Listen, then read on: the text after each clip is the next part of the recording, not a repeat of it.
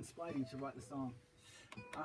What's it about? It's about housing and homelessness, really, and how we kind of feel like we've become strangers in our own land. Yeah, I definitely don't want that to seem like it's an unwelcoming kind of thing to anybody coming to our whenua. But yeah, just the process of us kind of being marginalised in terms of the housing that we can afford, and marginalised in terms of the income that we can earn, and the places we can live. So it's so relevant in this day and age now, especially with what's happening in Auckland at the moment too. So it's the right time for a song like this. Yeah. I was helped by a guy called Vincent.